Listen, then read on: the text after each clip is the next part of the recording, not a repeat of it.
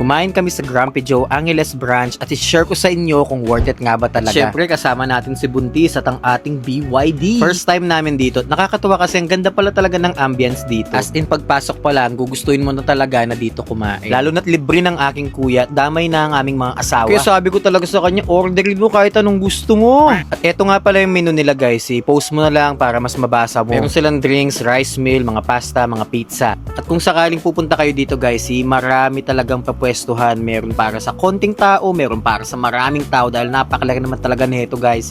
Tinry ko pa nga silipin yung taas guys, pero since madilim, bumaba na lang din ako talaga. At saka na lang nag-posing, kala mo talaga sino. At eto na yung mga in-order naming drinks. Grumpy Refresher, Ice Mocha, Cookies and Cream Frap, at Iced Tea. So eto na ang ating pizza at flavored wings. Eto naman ang kanilang lasagna, Ben salad, carbonara, at ang napakalambot nilang pork ribs. At eto naman ang sa akin, fried chicken with peanut butter. Syempre bago kumain, magpipicture at magbi-video muna. Kita naman na sobrang nag-i-enjoy sila at nasasarapan sa mga in-order namin. At saka ang dami din ng servings nila dito. Masarap naman tong chicken with peanut butter, pero kapag tinagalan guys, medyo nakakaumay kasi matamis talaga siya. Yung mga pizza masarap, sobrang sulit, malambot at malaman talaga. Alam na hindi tinipid, kaya itong spinach na enjoy talaga ng asawa ko to. Syempre nakigaya na rin ako guys, solid siya, masarap yung lasa. Mukha lang makapal yung tinapay, pero yung totoo, cheese lahat yan. Kaya kapag kakain kayo dito, you make sure na idagdag nyo to sa order ninyo. Next is itong spicy nila na chicken wings guys. Ito yung naging favorite nila sa dalawang flavor. Pero ako mas nagustuhan ko naman itong honey garlic nila. Pero parehas naman silang masarap, lalo na pinasarap ng kanilang sauce. Okay din tong Ben salad nila guys. Kasi ang dami niyang sahog talaga. Syempre maliban sa lettuce, meron siyang shrimp, itlog, bacon, tapos ang dami ng servings kaya sulit din. At saka goods naman yung lasa para sa isang salad. Worth it din siyang isama talaga sa order. And etong coffee nila guys na sobrang malasa. Lalo't hindi ako mahilig sa matamis na coffee. I mean, mali ko naman kasi ito yung in-order ko. Pero ang importante, nag-enjoy kami, nakapagkwentuhan, at super nabusog. Kaya talagang marirecommend ko na itry nyo rin dito.